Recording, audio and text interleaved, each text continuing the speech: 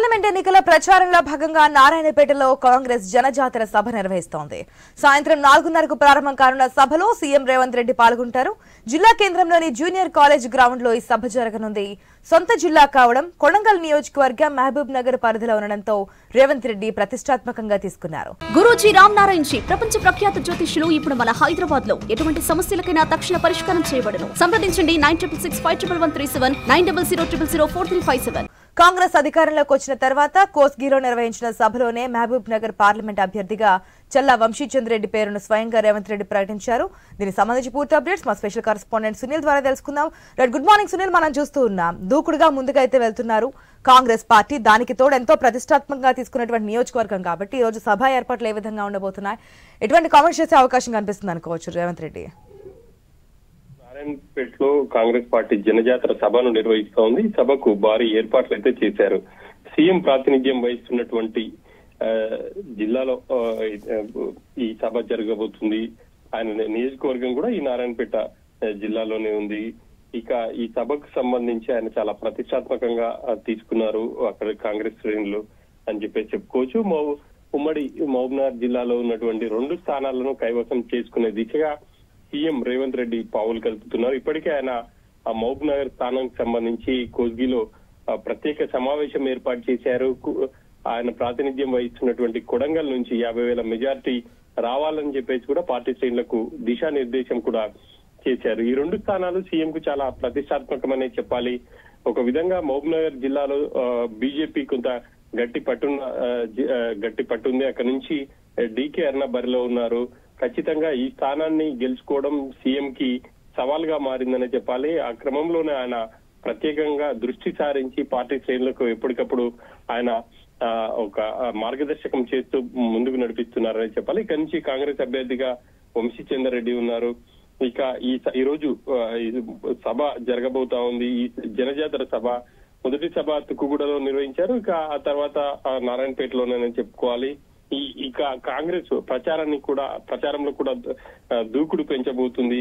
ఈ రోజు నుంచి స్వయంగా సీఎంఏ రంగంలోకి దిగి ఇటు సభల్లో కూడా పాల్గొనబోతున్నారు. ఆయన దాదాపుగా 30 పైగా సభల్లో పాల్గొంటారని చెప్పేసి కూడా కాంగ్రెస్ పార్టీ శ్రేణులు అయితే చెప్తున్నాయి. ఈ రోజు సాయంత్రం 4 గంటలకు ఈ సభ జరగబోతా ఉంది. సభకు భారీ ఏర్పాట్లు కూడా చేశారు. ఇదే వేదిక నుంచి ఆయన బీజేపీపై విమర్శనాస్త్రాలు గుప్పించే అవకాశం కూడా ఉంది. ఆయన మొన్న కోస్గిలో నిర్వహించినటువంటి సమీక్ష సమావేశంలో కూడా బీజేపీ అభ్యర్థి డీకే అరుణను టార్గెట్ చేస్తూ ఆయన విమర్శలు చేశారు. అసలు బీజేపీ ఈ 10 ఏళ్లలో మహబూబ్నగర్ జిల్లాకు చేసింది ఏముంది, కనీసం జిల్లాకు సంబంధించి సాగునీటి ప్రాజెక్టులకు జాతీయ హోదా ఇవ్వలేదు అని చెప్పేసి కూడా ఆయన విమర్శలు చేస్తూ వచ్చారు. ఇక ఈ రోజు కూడా బీజేపీ ఆయన విమర్శలు చేసే అవకాశం ఉంది. తాను కాంగ్రెస్ పార్టీ అధికారంలోకి వచ్చిన కొద్ది రోజుల్లోనే జీవో 69 తీసుకొచ్చి నారాయణపేట కొడంగల్ ఎత్తిపోతల పథకానికి శంకుస్థాపన కూడా చేశాను అని చెప్పేసి రేవంత్ రెడ్డి చెప్పబోతున్నారు.